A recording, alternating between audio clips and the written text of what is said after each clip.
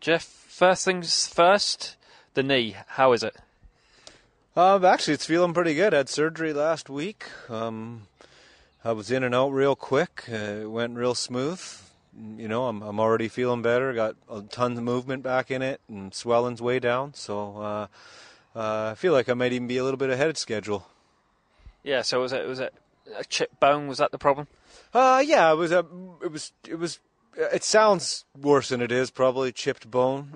It was a real small little chip. I don't know exactly the medical term for it, but yeah, they just went in. They just had to clean it up a little bit, and everything's fine. Like I said, I'm healing on time, if not a little bit ahead of time, and just can't wait to get off the crutches and get back to training and get ready for the season. And pleased to be back in the Phantom shirt. Yeah, I mean, absolutely. This is I made no bones about it. This is where I wanted to be.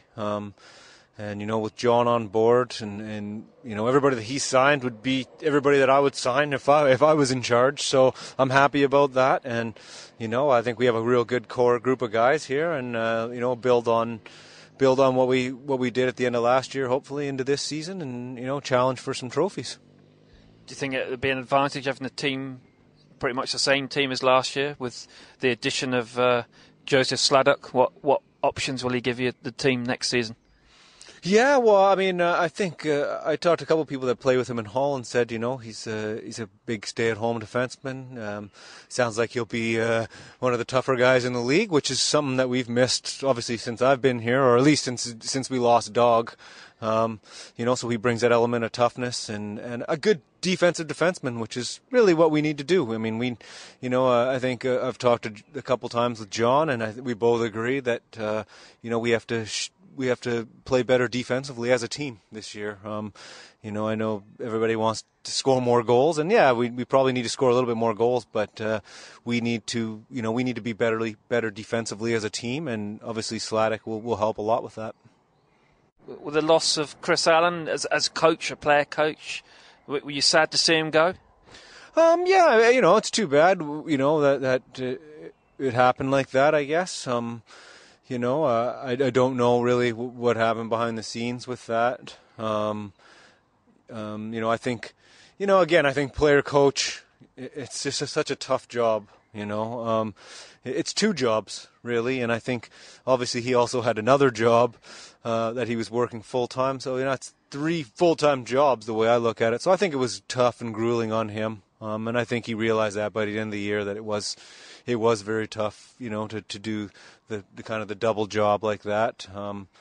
And obviously I wish him all the best. He's still a friend of mine, and maybe closer to home for him now in Solihull, and he's having a baby, and so maybe the traveling probably is a lot for him to do too, I think, and that's a lot to ask from one guy, I think.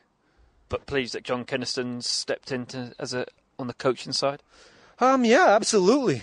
John, he brings a wealth of experience coaching-wise, and I think tactics and him just being a bench coach, I think that's a huge advantage. I do believe that. I believe that, like I said, the player coach, it's a lot to ask of anybody, and it seems to only work in a couple places, and those are places that have the big money, or they can change personnel whenever they want, where I think with a team like this, have somebody like John who's familiar with all the guys and just familiar with the whole system here in Peterborough. I think, it's a great choice. And speaking about big jobs and big responsibility, the captain role, were you up for that again next season? Yeah, absolutely. I think we have a lot of leaders in our dressing room. It's never going to be down to one or two guys. But yeah, absolutely. I think we'll be a younger team again, which is okay. It means we should have a lot of energy out on the ice. But yeah, I mean, absolutely. But it's like I said, it's not down to one guy. It's I think everybody can play. I mean, you look at somebody like Jimmy, who's 24, 25. He played 4 years in the elite league. He's been playing for a while too. He's a young guy, but with a wealth of experience. And I think we have a lot of that in our dressing room. So, I'm just looking forward to getting started. Really. The team's starting training tonight. I mean, they're in the gym. I must admit I was quite surprised that you were starting so early. Is that a deliberate decision to get things done early and get everyone in peak condition? Oh yeah, I think so. I think it's all about what we talk about at the beginning of every year, is trying to get off to a good start, and this is how you do it. I mean, you look at, for example, the Steel Dogs last year. They were training all summer, on the ice a couple times a week. Look at that. They came out of the gate guns a-blazing, and they were in contention for every trophy. I think that's and the whole key to that was probably them being fit coming into the season, and that's a huge thing, and I think that's what John's probably going for. And your performance last season, was it hindered with your injury? Yeah, I mean, it probably was, for the last 3 months. I mean, I did it at the end of December, but I tried to play through it the best I could, and last year wasn't good enough, injury or not, it wasn't good enough from myself, and I think a lot of guys probably feel like that, after the season, which is a good thing. It means that we're willing to put in the work now and make things better, and I think that's the general attitude of all the guys, around the rink right now, is that we don't want to be in the situation we were in last year, battling to the last day for a playoff spot. It sure would be nice to again maybe top four and challenge for every trophy, or be in contention for every trophy.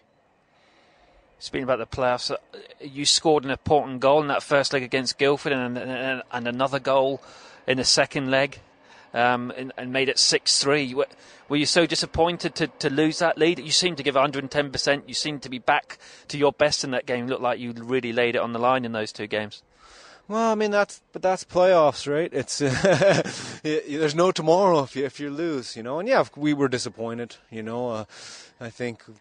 Going into Guildford with a 1-goal lead, being up 3-1 in the first period, even in Guildford, as well as we were playing, it was disappointing, and I could see it in everybody's eyes that they were disappointed. We weren't just happy to kind of take Guildford to the brink and kind of lose at the end. We were genuinely disappointed to not move on, really, in the playoffs. And, like I said, I think it starts tonight. As soon as I can get in there, I'm going to be in there with those guys. I'm looking forward to getting back in shape, and just really looking forward to getting everybody together and getting back on the ice.